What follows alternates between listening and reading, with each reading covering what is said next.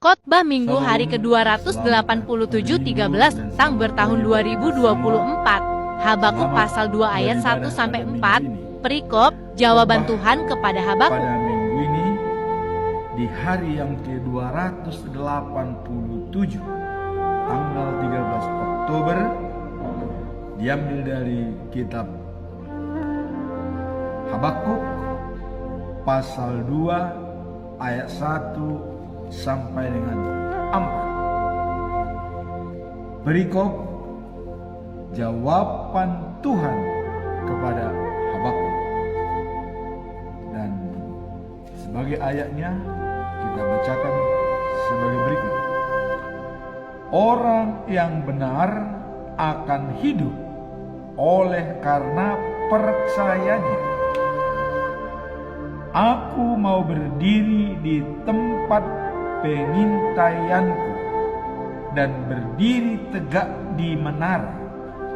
Aku mau meninjau dan menantikan apa yang akan difirmankannya kepadaku dan apa yang akan dijawabnya atas pengaduanku.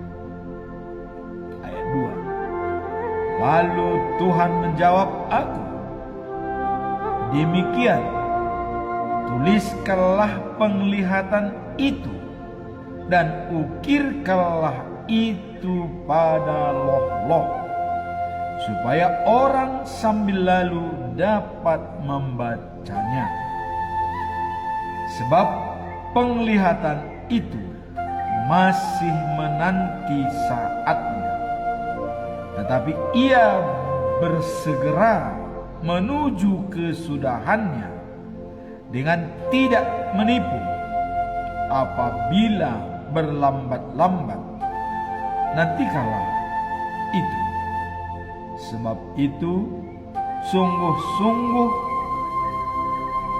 akan datang dan tidak akan bertangguh.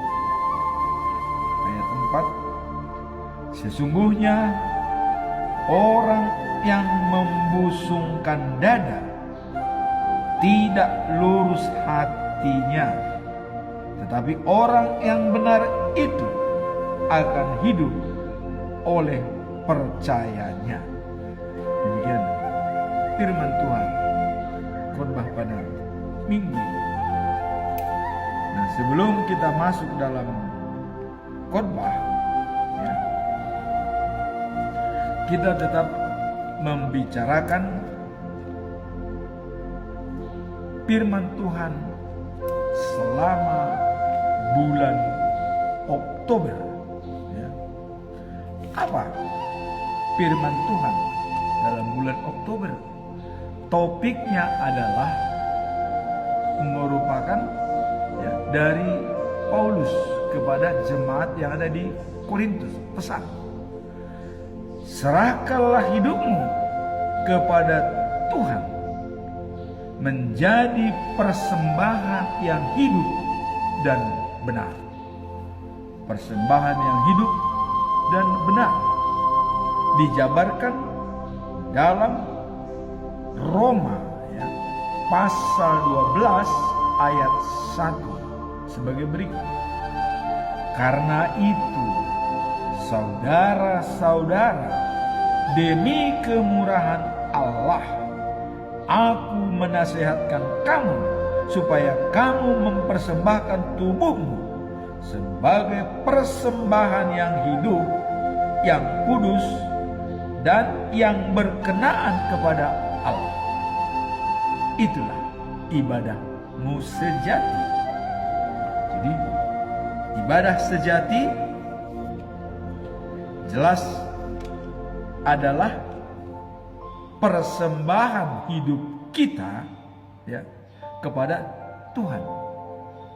Dan hidup dan benar. Ada dua juga sebut. Hidup dan benar.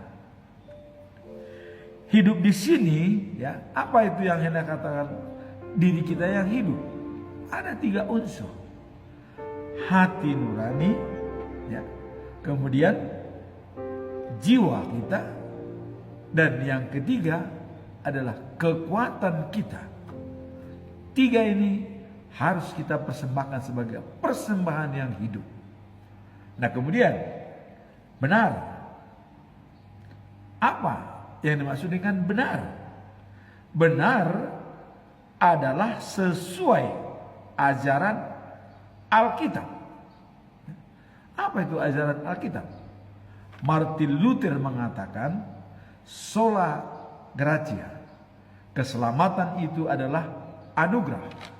Kemudian yang kedua, sola fide, ya. Artinya kita diselamatkan hanya karena iman percaya. Kemudian yang ketiga, sola scriptura.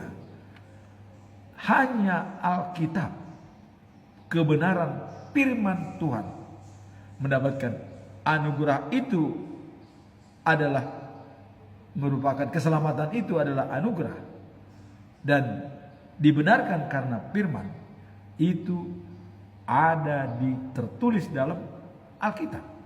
Nah, maka Alkitabiah, ajaran Alkitabiah merupakan dasar atau fondasi prinsip bagi kita untuk menjalankan iman percaya kepada Tuhan.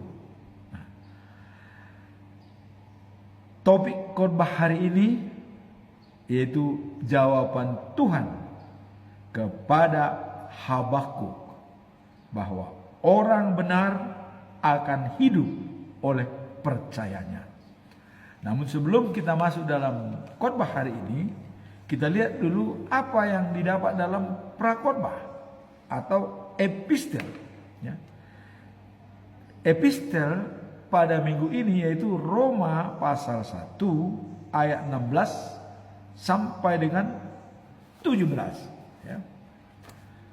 Nah, dikatakan bahwa kuasa kabar baik.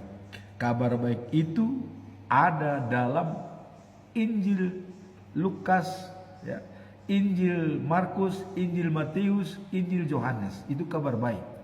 Dan perjanjian lama merupakan perjanjian lama, perjanjian baru merupakan kabar baik. Nah, dikatakan di sini Roma pasal 1 ayat 16 sampai 17, kuasa kabar baik. Apa pesan moral dan makna daripada kuasa kabar baik dalam Roma 1 ayat 16 sampai 1? Ya, mari kita lihat.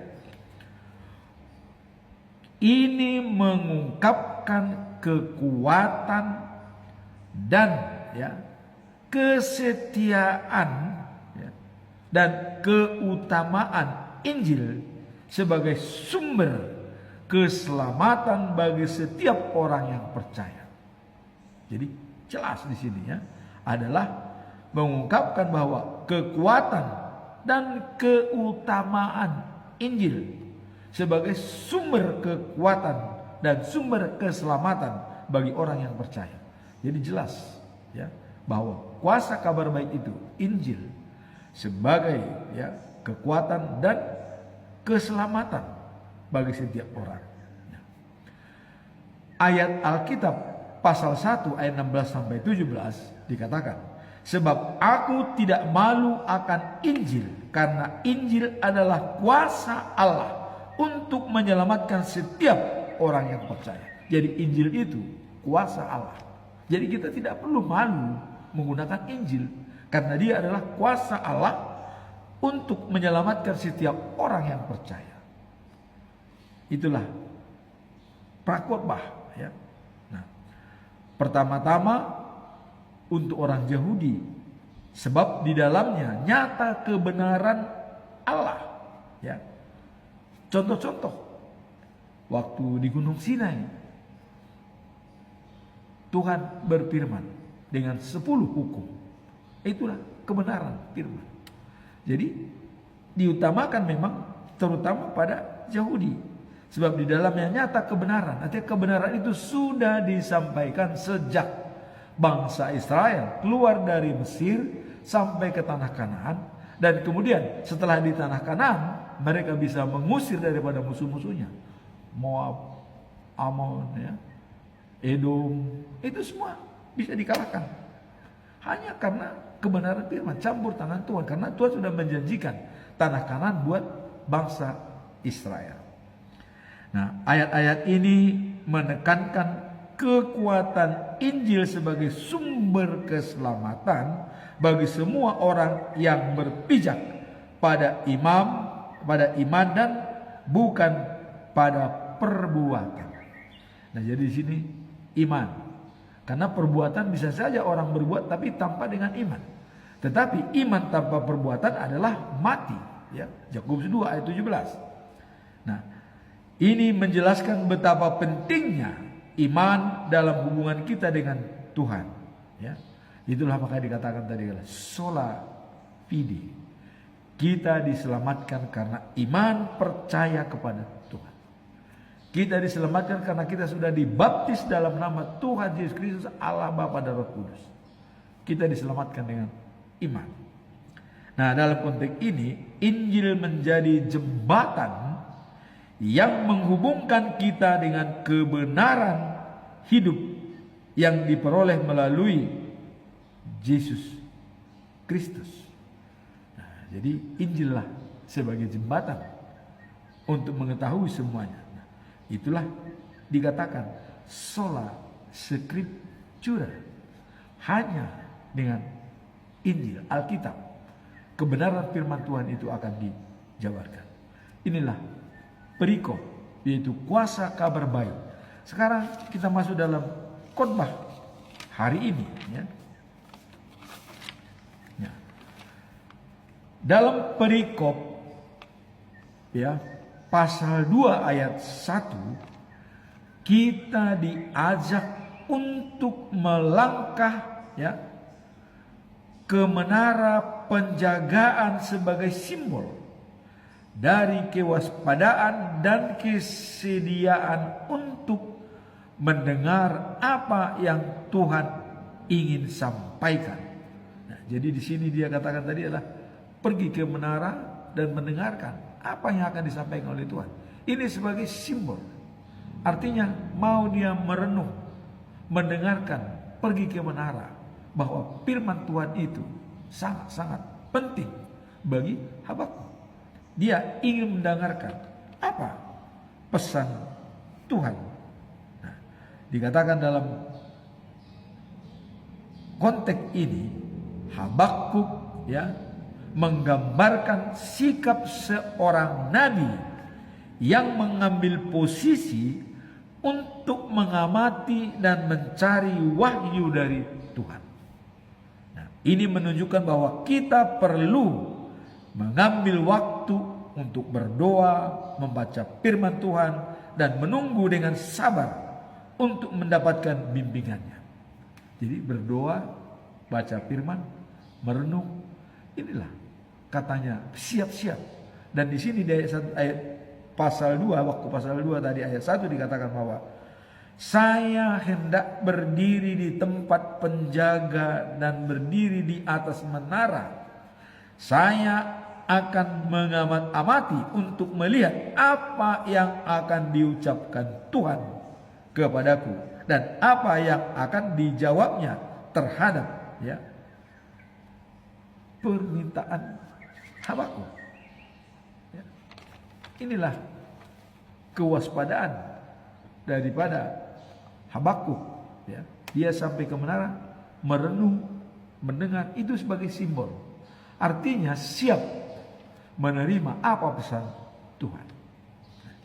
Ayat ini mengajak kita untuk mengembangkan sikap kewaspadaan dan kesediaan mendengar firman Tuhan. Jadi sikap Habakuk di sini menggambarkan kepada kita adalah adanya kewaspadaan. Kita harus waspada. Apa kata Tuhan?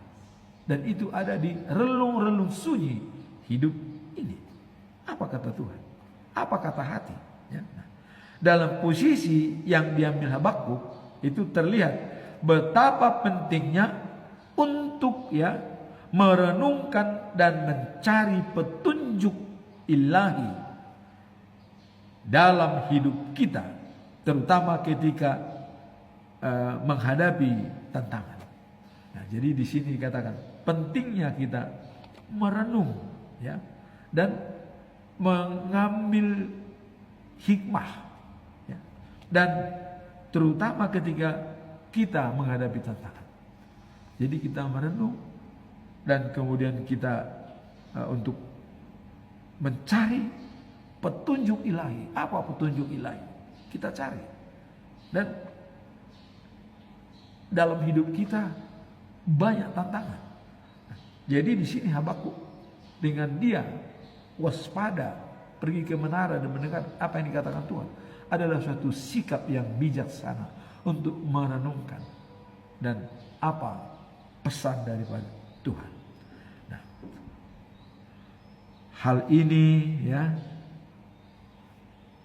perlu bagi setiap orang, terutama kita sebagai freelance ya, yang perlu bijak dalam mengambil keputusan ya, dan selalu menantikan bimbingan dari Tuhan.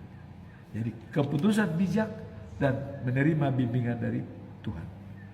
Sekarang kita masuk dalam Habakuk pasal 2 ayat 2 sampai 4. Nah di sini Habakuk mengungkapkan pentingnya iman ya dan ketekunan dalam menjalani hidup. Jadi iman dan tekun dalam menjalani hidup. Nah, melalui ayat ini kita dianjurkan bahwa orang yang benar akan hidup oleh iman. Nah, ini menunjukkan betapa pentingnya kepercayaan kepada Tuhan meskipun dalam situasi sulit. Jadi, walaupun kita mengalami kesulitan, tapi tidak mengubah kepercayaan kita kepada Tuhan dalam situasi apapun. Jadi disinilah perlu integritas yang tinggi untuk percaya kepada Tuhan sebagai wujud daripada iman kita.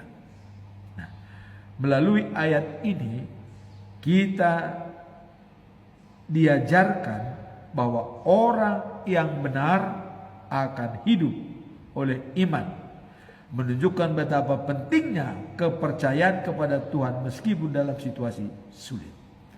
Jadi dalam situasi apapun kita tetap percaya kepada Tuhan. Pada ayat 4 terdapat penekanan bahwa orang benar akan hidup dengan iman. Jadi pentingnya percaya kepada Tuhan ya menjadi dasar kebenaran dalam hidup kita.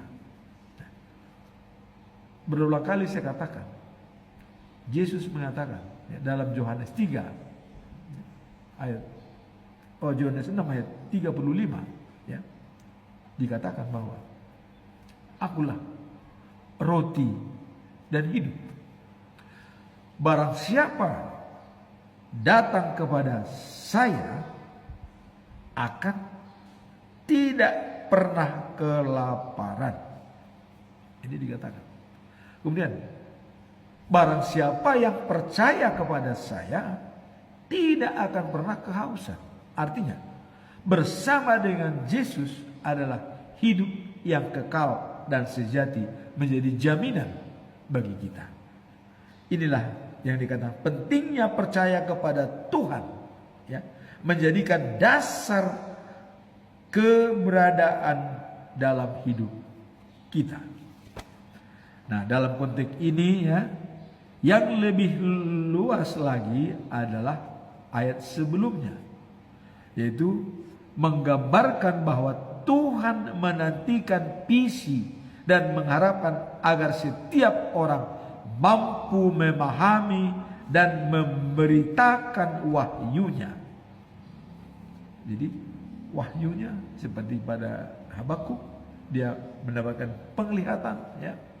Nah, kemudian ini menunjukkan bahwa meskipun ya tantangan mungkin datang ya, meskipun tantangan mungkin datang, seorang percaya kepada Allah harus tetap teguh dalam imannya dan bersandar pada janji-janjinya.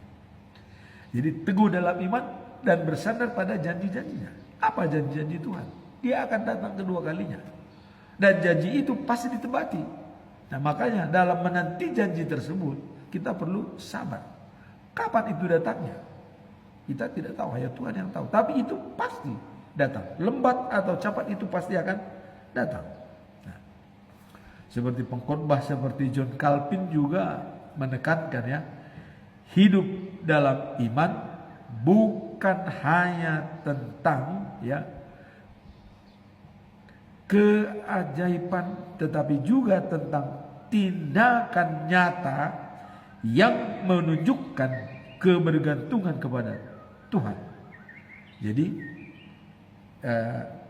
dengan iman percaya kepada Tuhan, bukannya itu ada tindakan nyata menunjukkan kebergantungan kita kepada Tuhan.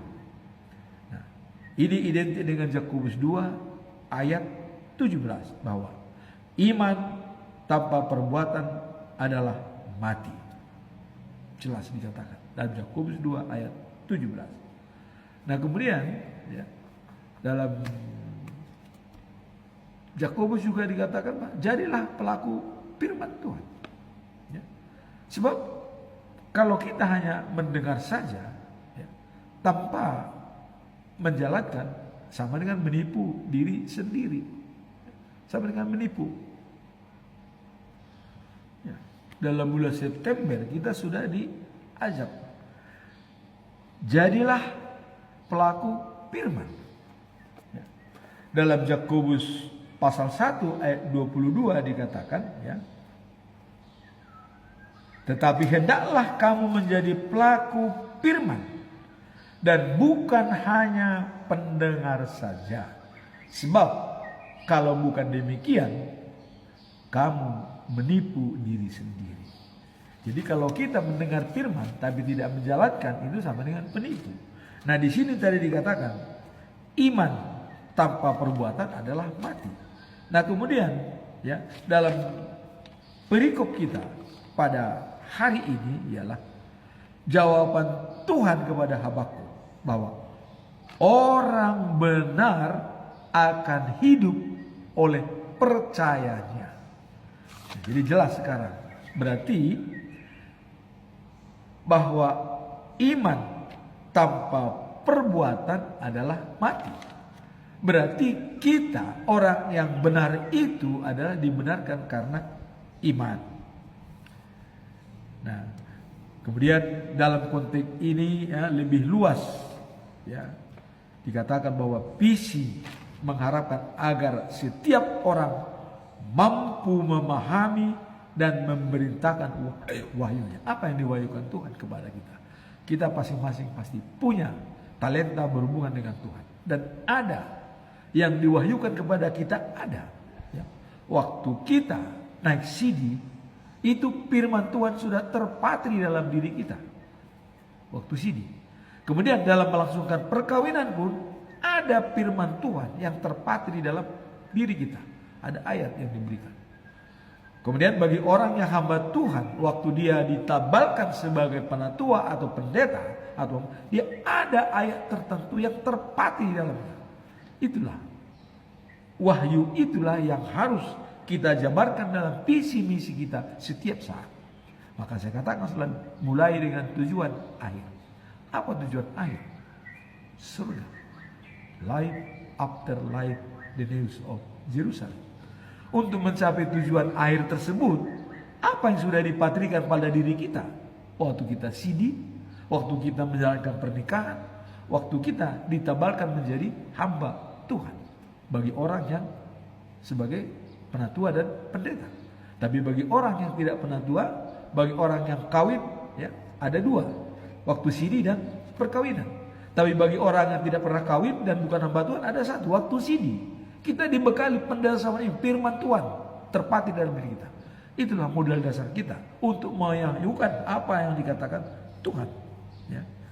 Nah sehingga janji-janjinya kepada kita sabar menantinya, bahwa Yesus mengatakan akan datang kedua kalinya untuk menghakimi orang yang hidup dan yang mati.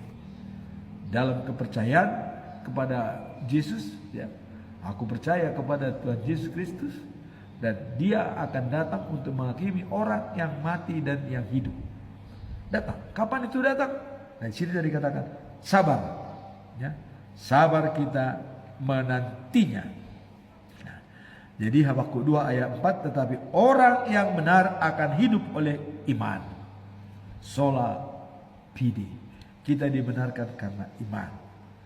Nah, kemudian untuk hidup sejati dan kekal, ya, datang kepada Yesus dan percaya kepada Yesus, kita beroleh hidup yang kekal dan sejati.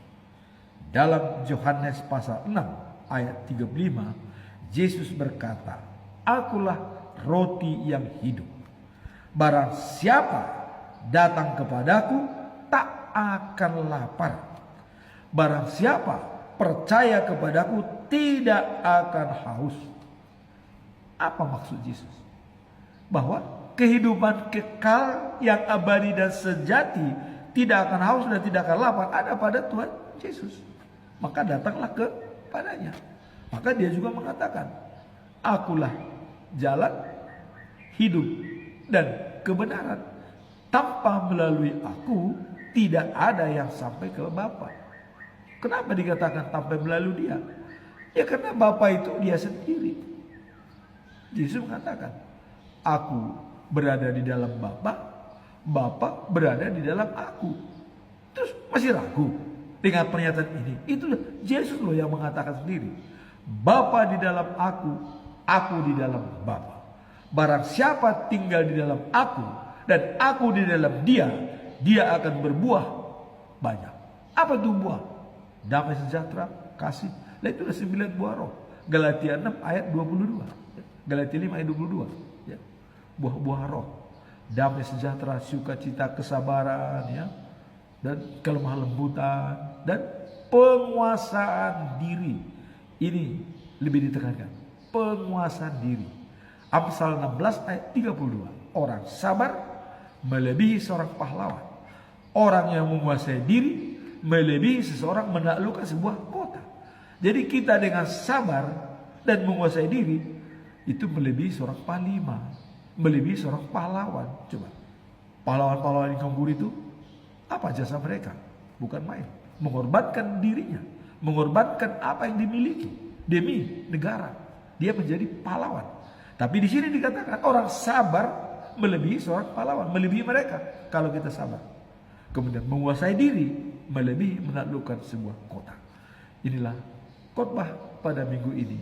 Kita dibenarkan karena iman percaya kita. Dan Martin Luther mengatakan bahwa keselamatan itu adalah anugerah, hadiah dari Tuhan. Cuma-cuma diberikan kepada kita. Tapi hadiah itu bagaimana kita mendapatkannya? Kalau kita, ya, mempunyai iman percaya kepada Tuhan. Kalau kita tidak percaya, anugerah itu tidak akan sampai. Dan kemudian anugerah itu keselamatan, ya, bahwa keselamatan itu anugerah. Kemudian kita iman percaya hanya berdasarkan Alkitab, ya, Skriptura, hanya Alkitab untuk bisa mencapai semuanya kebenaran firman Tuhan. Jadi keselamatan itu anugerah dalam firman Tuhan. Dan kita diselamatkan berdasarkan iman juga dalam firman Tuhan. Dan semua itu terdapat di dalam firman Tuhan. Maka Yesus mengatakan, "Akulah roti yang hidup. Datang kepadaku tidak akan haus. Percaya kepadaku tidak akan lapar lagi. Dia akan beroleh hidup yang kekal dan sejati." Kapan itu tiba? Tadi dikatakan sabar menanti, dan itu pasti datang, kata Tuhan Allah.